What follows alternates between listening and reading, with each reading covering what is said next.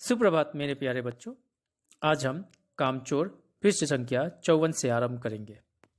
एक मुर्गी दाल की पतीली में छपाक मारकर भागी और सीधी जाकर मोरी में इस तेजी से फिसली कि सारी कीचड़ मौसी जी के मुंह पर पड़ी, जो बैठी हुई हाथ मुंह धो रही थी। इधर सारी मुर्गियां बेनकेल का ऊँट बनी चारों तरफ दौड़ रही थी, एक भी दड़बे में जाने को राजी न थी। जब सारी मुर्गियों को बच्चे उनके दड़बे में हाँकने का प्रयास कर रहे थे, उनमें से एक मुर्गी जो दाल की पतीली है, दाल का जो बर्तन है, उसमें छपाक मारकर भागती है और उसके बाद सीधी जाकर तेजी से मोरी अर्थात नाले में जाकर वह फिसल जाती है और नाले का जो सारा कीचड़ है वह मौसी जी के मुंह पर जा पड़ता है, जो बैठकर हाथ मुंह धो रही होती है।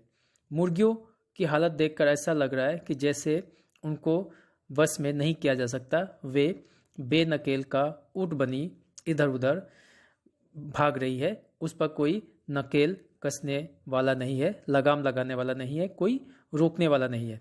एक भी उनमें से अपने दड़बे में जाने को तैयारी नहीं है।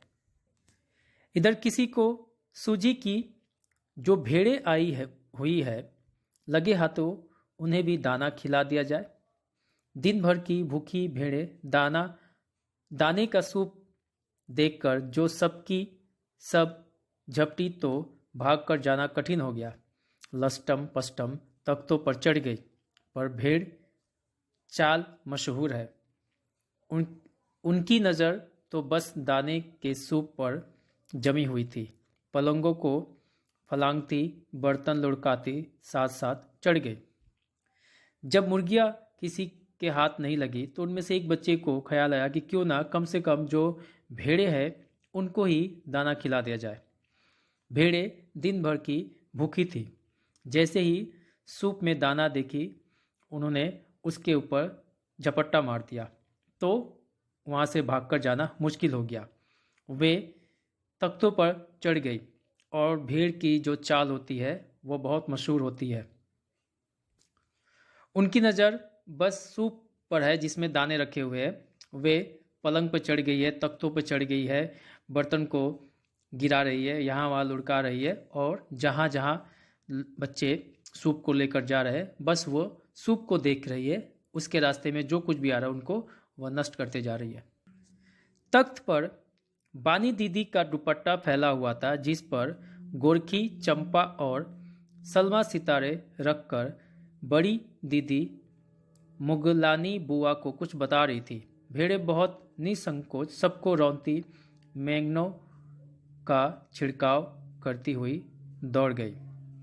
जो तख्त है उस पर बानी दीदी का दुपट्टा फैला हुआ था। जो गद्दा है उस पर बानी दीदी ने अपना दुपट्टा रखा हुआ था, जिस पर गोरखी, चंपा और सलमा सितारे रखकर जो बड़ी दीदी है वो मुगलानी बुआ को कुछ बता रही थी। भेड़ों ने इन सब की परवाह किए बिना सबको रौंदते हुए, सबका छिड़काव करते हुए वह उस पर से दौड़ कर निकल जाती है। जब तूफान गुजर चुका तो ऐसा लगा जैसे जर्मनी की सेना टैंकों और बम बारों सहित उधर से छापा मारकर गुजर गई हो। जहाँ जहाँ से सूप गुजरा, भेड़ें शिकारी कुत्तों की तरह गन सूंघती हुई हमला करती गई। जब ये सारा दृश्य हट गया तो ऐसा लग रहा है जैसे जर्मनी की सेना ने अपने पूरे टैंक और बम बारों के साथ छापा मार के वहाँ से गुजर गई हो। मतलब कहीं पे हमला करने के बाद जो स्थिति होती है वैसी स्थिति भेड़ों ने वहाँ पे कर दी है।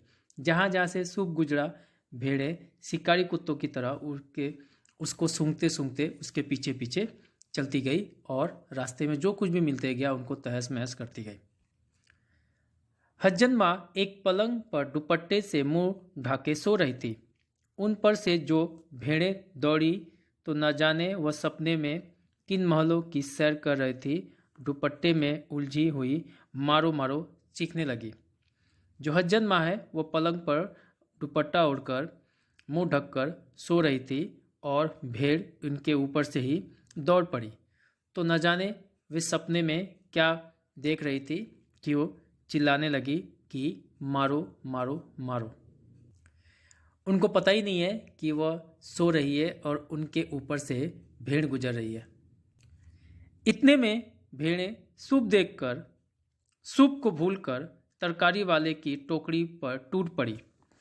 वह दालान में बैठी मटर की फलियां तोल तोल कर रसोइये को दे रही थी।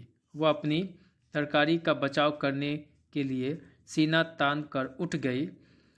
आपने कभी भेड़ों को मारा होगा तो अच्छी तरह देखा होगा कि बस ऐसा लगता है जैसे रुई के तकिए को कूट रहे हो। भेड़ को चोट ही नहीं लगती, बिल्कुल यह समझकर कि आप उससे मजाक कर रहे हैं वह आप ही पर चढ़ बैठेगी। जरा सी देर में भेड़ों ने तरकारी छिलकों समेत अपने पेट की कढ़ाई में झोंक दी। जब सूप के दाने भेड़ों के हाथ नहीं लगे तो उन्होंने अपना इरादा बदल लिया और उनकी नज़र तरकारी वाले की टोकरी पर पड़ी और वे सब उन्हीं के ऊपर टूट पड़ी। तरकारी वाली दालान में बैठी थी और वह मटर की फालियों को तोड़ तोड़ कर रसोइये को दे रही थी, जो खाना बनाता था उनको दे रही थी। उसने सब्जियों का बचाव करने के लिए सीना तान कर भेड़ों के सामने खड़ी हो गई। भेड़ का शरीर ऐसा होता है जैसे कोई रुई का तकिया। उसको कितना भी मारो उसे कुछ ही महसूस नहीं होता है, उसे कुछ एहसास ही नहीं होता है कि उसे दर्द हो रहा है, उसे चोट लगती नहीं। हम यह समझते हैं कि हम उसकी बहुत कुटाई कर रहे हैं, परंतु उसे दर्द का थोड़ा भी एहसास नहीं होता है और भेड़ को लगता है कि हम उससे मजाक कर रहे हैं। इस पर वह हम पर चढ़ बैठते हैं और तरकारी वाले के साथ भी ऐसा ही हुआ। थोड़ी देर में छिलके के साथ तरकारी को अपने पेट में डाल दिया। तरकारी और सब्जी एक ही है, यहाँ पे कच्ची सब्जियों की बात की जा रही है। भेड़ें कच्ची सब्जियों को देखकर उनके पीछे टूट पड़ती है और छिलके सहित ही सब अपने पेट में डाल देती है, पेट की कढ़ाई में डाल देती है, जिससे उनका जो भूख है वो भूख मिट जाता है। मेरे प्यारे बच्चों, आज की कक्षा में इतना ही। धन्यवाद। सबका दिन शुभ हो।